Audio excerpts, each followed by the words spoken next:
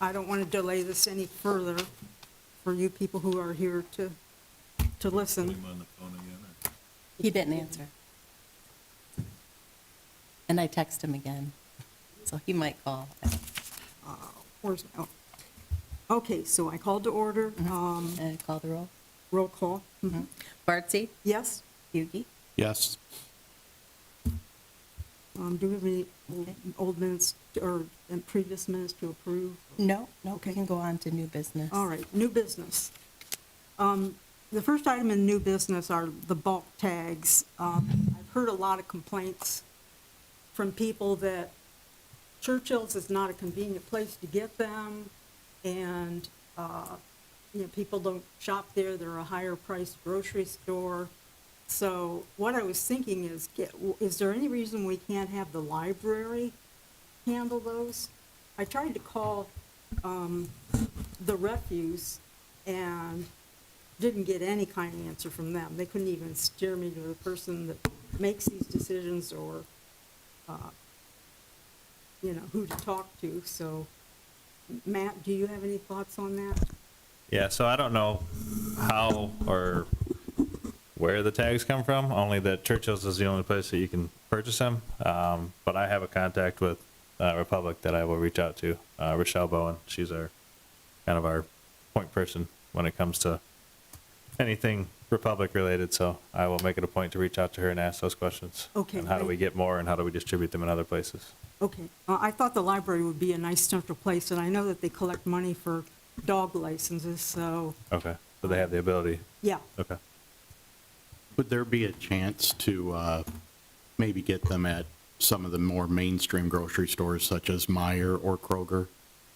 Just so that we can hit places that get a larger population That was, in addition to yeah, Churchill's. that was gonna be my ask too. And then also maybe that gas station on the east end of town at Michigan and the Trail, just to kind of spread it out.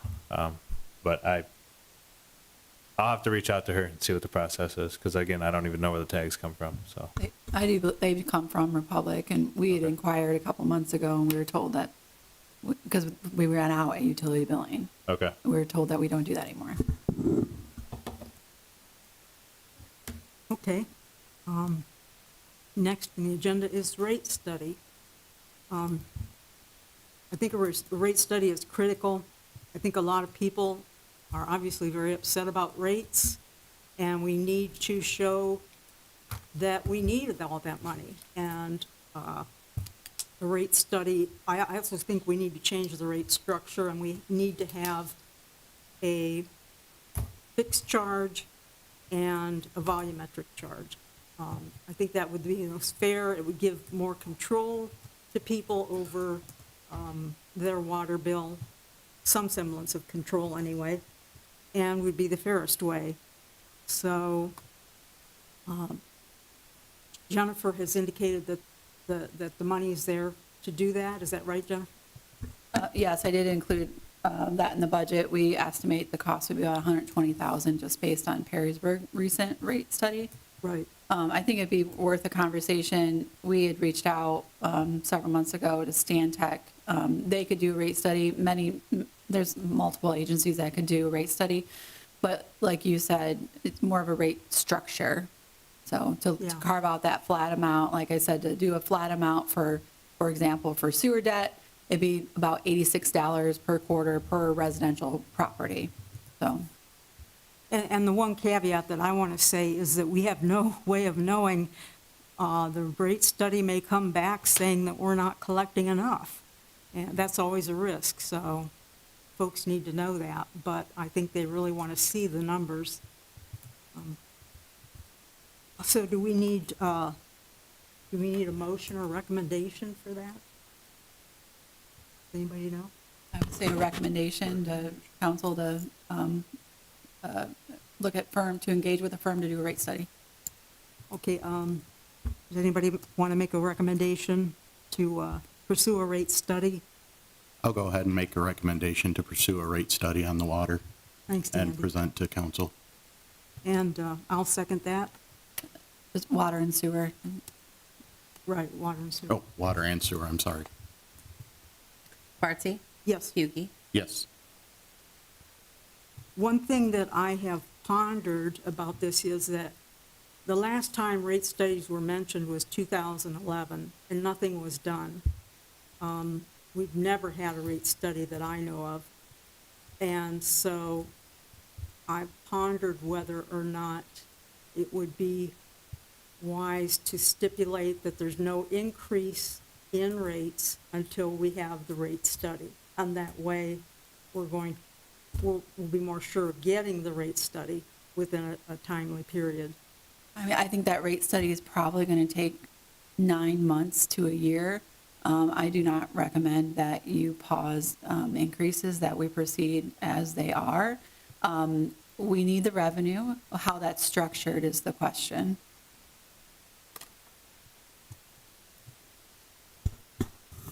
So I think, doesn't the auditor's office also offer performance studies or performance audits? That is true, and you can tailor it to what your request is. I inquired last year about a performance audit. It was $60,000 was their bottom price. But yeah, we can certainly reach out for that too, if that's what the direction we want to go. So I think they examine the rates and the costs of providing service as part of that, and like the employee costs and everything else. Sure, yeah. Mhm. So is that an alternative, you're saying, or? Right. Okay. So we Um, could get the parameters for both, present council like this and make a determination. Okay. Matt, are you familiar with I'm sure you're familiar with the agencies that do these studies. Stantec is already has a lot of information on Maumee. NewGen did Perrysburg, and there's a Raffelli or Raffelletti is another one that has an office in Cincinnati. So if you could make contacts with them and Yeah. set up, I don't know, ideally, if we could get them to put in a bid on how much they would charge so we can compare that, that would be good. Yeah, what were the other two, I'm sorry, besides Stantec? NewGen, You said they And- did Perrysburg? yeah, they did Perrysburg, they have a Michigan office. And then Raffelletti has a Cincinnati office. Their main office is in North Carolina, but they do have a Cincinnati office. And I can get you the phone numbers if you want. Yeah, if you have that, that would be helpful. Sure. I have Stantec's info, but Okay. I would think that with Stantec having a lot of input in the city of Maumee, they would probably be able to come back with a better price, but that's just my opinion, at least Okay. on the sewer side. Plus any of the performance audit Okay, stuff. yeah, thank you. All right, well, then why don't you initially reach out to Stantec and see what they have to say, and then we'll go from there. And please don't take offense to this. I'm new at this, Matt, and I just have been looking over the the budget report for the end of 2025, and I had some questions on, there seems to be a lot of money out for professional services that I didn't understand. On 771, 883, 5339, professional services, 58,750. Sewer fund? It was, what, 771-883-5339? Is that what you Yes. said? Yeah, that's the water fund. And what kind of services are we talking about that cost that much? Services behind wages and benefits are always our most expensive expenditure. Services could be hiring somebody to, as he's pulling that up, hiring somebody to assist with a water main break, or services could be our maintenance agreement for our buildings, or maintenance agreements for meters, or that sort of thing. But we can both pull up BSNA here. I also saw an item 5332 for attorney fees for 20,000. That was actually a payment to the state for the EPA findings and orders. That's in the sewer fund. And then. So that will be a repeat. we just issued another payment for 10,000 in the last month or so. Okay, and then 775-884-5339, professional service, $382,900. Probably engineering, Yeah. yeah.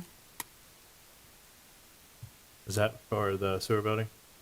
No, I mean, just Oh, engineering in general, in sewer, general. the sewer fund. So that's, all the professional services are typically engineering.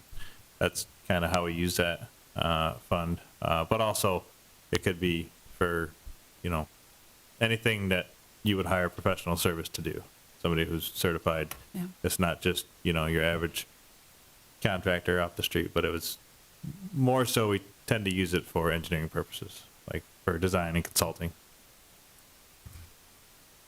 Okay, and then there was 775-885-5339, professional services, $100,000. So 775-885 is utility billing. So we implemented, I allocated out portions of not only the audit, the OpenGov, BSNA, a lot of our programs like that. So that's, I can look, but that's what my recollection would be.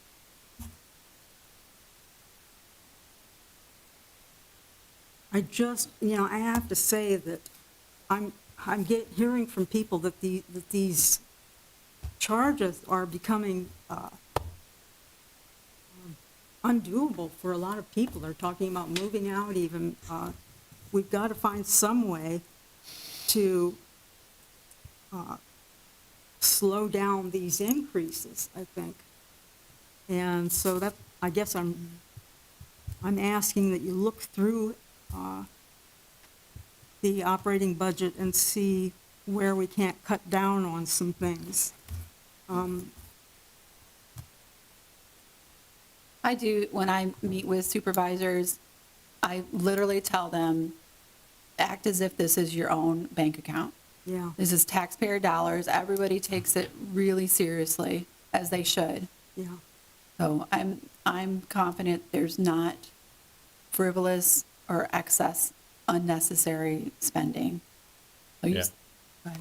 I was gonna say, I think if you can send those account numbers, it's hard to remember all those numbers, obviously, but if you can send those to me, send them to Jennifer and myself. I think we can both give you a summary of what they're for and the necessity for it.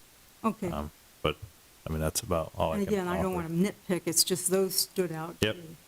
Yeah, if you look at like 775-886, those are reimbursements to residents for their laterals or internal work. So there's, I don't know, like about 300,000 from 25 that I'm looking at right now, so, because there is no cap to that, so. Okay. I have a quick question. And I don't know that we have the information available right now for this meeting, but I was just kind of curious if we have a count or any idea of how many residents are starting to fall behind on paying their bill, their water bill? Somewhat, shut-offs were this week for non-payment. We had 9 shut-offs, so that would have been out of about 2,000 because it's based on cycle. So that was up from normal. Normally, it's like 3 to 5, so. Okay. I guess my question, when a resident has missed their due date for their bill, I'm assuming that there's just a standard flat late charge? Yes, it's 10% 10%. of the current bill, so it doesn't compound, but yes, Sure. 10% Okay. of the past, yeah. I just kind of wondered if there's a way that we could look into, if there's any way that we could possibly lower that, or maybe do a step program where once their bill has gotten to a certain point, because I just get concerned that we might have residents who fall behind one time, you hit them with that late charge, they get hit with another large bill, and before you know it, their bills are growing and growing and growing to a point that they just can't even keep up with. So we do offer, like, community services, that's on our website. We do offer, if there's extenuating circumstances, a payment plan. So we do have a few people on that right now. As far as, offering a waiver, We do offer forgiveness for that if, certainly looking at the account history, but if they sign up for a paperless bill or ACH, then we do waive that 10%. Okay. And then we do send out notifications if they're on the shut-off list. We actually send out 3 messages prior to being shut off. And then there is a termination fee of $150 for disconnection of that. I will say it, a lot of repeat offenders. So I don't know if forgiving or waiving would reap the benefits and help the people that you're trying to help. Sure. Then do we actually offer the ability to pay monthly? Oh, to absolutely. residents? And we have people do that. Like, is that- John Sayer does is- that. Is that like voiced out, like that residents, is that communicated through the website or anything, or? I know I've sent a lot of information out. I can double check our website to see if, I think that there's instructions on how to do that. Okay. But we do have a lot of people making monthly payments and essentially putting themselves on a budget plan. Yeah, I've heard, obviously, through the grapevine and all, I've heard both that there is and that some people do it, some people are completely unaware. So I guess, like, especially right now with things getting harder for residents, if we could maybe put that out, make it more visible on the Okay. website or something, so that residents who are not aware that we offer that service, that it, will come across their attention a little more. Yeah, I mean, we have lots of ways, obviously, to drop off, a check. You can call the 1-800 number. If you use your checking account, it's a $1.80 service fee for that. Sure. You can have a bank direct from your account for the people that are a little more savvy with that. There's no fee for that. And then as people make those extra payments, they're applied to their account and they sit there. I think I've heard a couple of times too that people are concerned about where their payment would go if they pay it before their account or the bill is due. Sure. It sits on their account, which they can access on online. It's exactly what we see here in the office is what they could see online. Okay. So. And one final thing, again, I'm not an accountant, believe me, I'm a terrible numbers person, but I do have the forecast for water and sewer, and from the way I can interpret it, by 2030, we're supposed to have an ending funding balance of $10 million. So that does not include the 8 million, so that was done in December. So we're not including the, things have changed, is my point. The what? Things have changed since then. As I said, a forecast is as good as the day as I prepare it. But, and I can revise that. We've got one loan finalized now with OWDA, so I know what that number is going to be now. We have the sewer price, and there's a few other large expenditures that we're looking at for the sewer fund as well.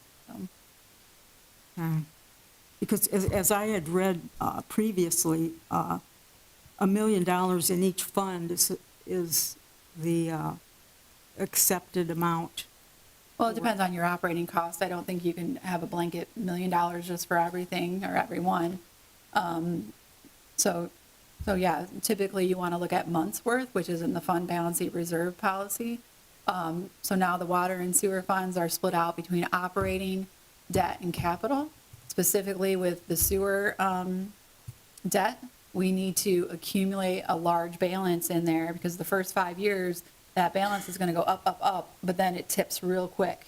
And we're going to have to then allocate more resources to that. That forecast is for 5 years. So it's just before that tipping point of all of our debt repayments. Again, those are all estimates and assumptions based on the schedule and timeline and costs that Stantec provided for our $175 million worth of sewer projects over the next 18 years. So it'll quickly be depleted. And so also by 2030, we're going to see some sort of relief. There's not going to be an increase after that. Oh, I don't think we can say that. I certainly hope that things level off. I feel obviously more comfortable with water than sewer at this Yeah. point. Yeah. We're still getting through all these reimbursements. Like I said, just through 25, it was over 300,000 in reimbursements to residents, and that was just really starting. We've had conversations of getting through this year and looking to see what that average reimbursement is. So So yes, I will update the forecast as we finalize a couple more of these large projects, and especially as now the budget's getting finalized too. Anything else, Andy? No, I don't have anything. I did check the website, Andy, real quick, on the utility billing, and there's plenty of resources there. There's a link to set up monthly recurring budget payments, and Okay. it's a screenshot of the website, basically a step-by-step how to do it, so. Is that on the, like, the water department portion of is. it? Okay. Yep. Okay, Yeah. I just curious, I've had conversations with people, and I'd Yep. just like to be able to have somewhere I can point them or direct them. Yeah, if that's- utility billing, and then if they scroll down, there's all sorts. You can set up ACH payments monthly on there, but it seems that, I found it within a minute, so. I know that not everybody's that tech savvy, but I just want Sure. to point out that there is, that option is posted on our website currently. Thanks, Matt. Okay. So, to summarize, we have a recommendation to conduct a rate study. We'll first look at what Sandtech has to offer. And do you know how long it would take for you to get an answer from them? I don't, but I'll send out an email tonight, and if I get a response, I'll let you know. I'll follow up what kind of time frame they're looking at. Okay, all right. And you'll check into the bulk item tags? Yep. Okay. Be my other email tonight. With that, does anybody have anything else? I don't know. Well, then, this meeting is adjourned. Thank you, folks, very much. Dave must have thought there was only one meeting.